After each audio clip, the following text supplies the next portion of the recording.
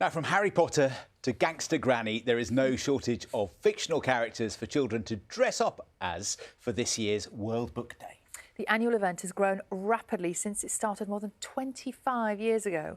And one person who loves the magic and excitement of it is the UK's Children's Laureate, Joseph Coelho, who joins us now. Morning, Joseph. Morning. World Book Day with some gorgeous illustrations behind you.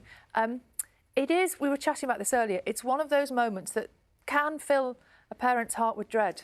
Let's try and get beyond that, shall we? You know, trying to organise a costume for your child to go to school in. Why is it still so important, so relevant, perhaps more relevant now than actually ever before?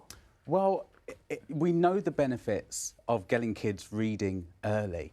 And with World Book Day, it's such a wonderful scheme because often a World Book Day book is the first book that some kids ever own. You know, so we get them celebrating books, celebrating literature, and yes, dressing up as their favourite characters. But like Luna in Luna Loves Books, if you don't want to dress up, you can decorate a potato. Or I've seen kids decorate wooden spoons as their favourite characters. So there's lots of ways to get involved. And on the World Book website, there's loads of different activities that you can get involved in. So lots of ways of celebrating your favourite stories. You mentioned Luna. Your character, Luna, she loves World Book Day. She loves it so much. But in this story, she dresses up as her favourite unicorn, but her costume rips. And so things don't quite go to plan, but without any spoilers, it's a happy ending. Thank goodness for that. You mentioned, didn't you, how important it is for children to start reading as early as possible. Why is that? What's the research around that? Well, we know that, you know, it improves life chances going forward, and we all know personally that it broadens our horizons. You know, I was very lucky growing up to always have a library quite near to my home. I didn't grow up in a house chock-a-block full of books, but I had access to a library, and so that broadened my horizons. I was able to take out books about UFOs and aliens, but also about future careers and about wonderful escapist literature. Do you worry about literacy levels in the UK? I mean, some kids have missed quite a lot of school over the last couple of years. With the pandemic, we've had strikes recently. Do you feel that we're running a bit behind? Yeah, I mean, especially after the pandemic, you know, lots of kids missed out on a lot of learning. And that's why, as Laureate, I'm doing all I can to promote books and reading. We've got the poetry prompts, which happens every Monday, where we release a new video to engage kids with writing a poem in a fun and exciting way, because poetry writing especially comes with quite a bit of baggage. Yeah, we get a little bit scared and think, oh, I'm not a poet. But actually, we're all poets. And I've seen time and time again, when you can engage children with the act of writing, you're not only creating little writers, but you're creating little readers as well. So my approach is to get them writing and reading at the same time. Another great writer friend of ours, Frank Cottrell-Boyce, says, doesn't he, that just begin because there is magic in beginnings. Yeah. So where do we begin with children? What's the first thing? Their interests. I think start with their interests. What are they passionate about? I think often we think, oh, you know, we should tell them what to read. And certainly we should suggest reading to our young people.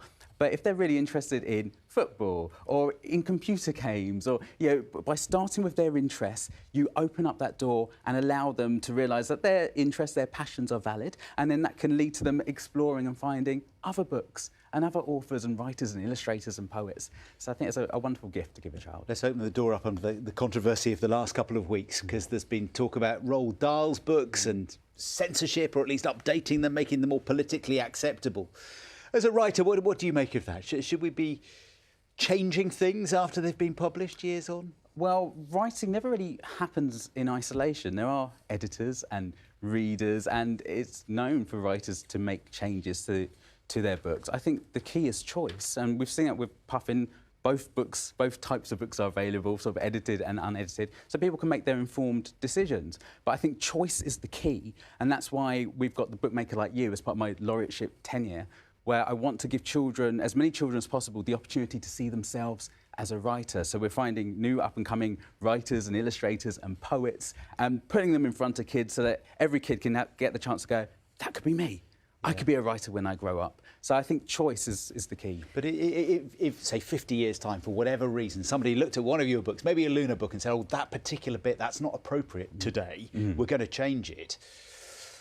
The idea of your work being changed that you're so proud of, that must be quite difficult. Well, with your books, you know, when I shuffle off this mortal coil, I will presumably leave my estate to someone who I trust to make those decisions for me, because we can't be around forever. And things do change because society changes, as it should. And those books will always be available, but there are so many fantastic current writers and illustrators and poets available now. I'm reading a brilliant book by Jasbinder Bilan called Xanthe and the Ruby Crown, which is just gorgeous. It's set in a tower block. When I was a kid, I would have loved to have read a book set in a tower block. I never saw such things. And actually, historically, if you think about stories and storytellers, they were verbal. People spoke their stories, didn't they? And they changed all the time. So is it right that we should just be open to things evolving and changing?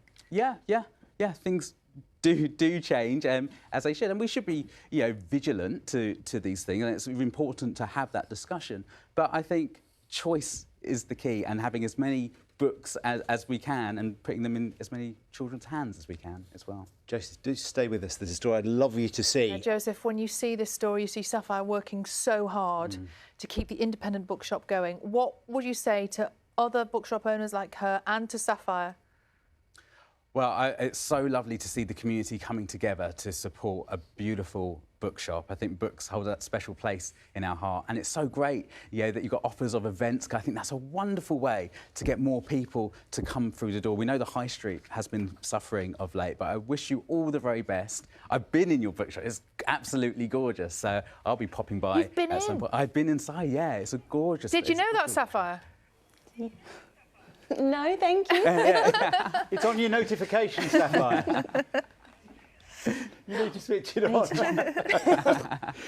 Good luck to you. Lovely story. Thank you very much indeed. Joseph, lovely to meet you. Thank you for coming in ahead of World Book Day. And Joseph's new board book, Luna Loves Books, is available to buy now. At good independent bookshops. Indeed. Stay with us. Headlines coming up.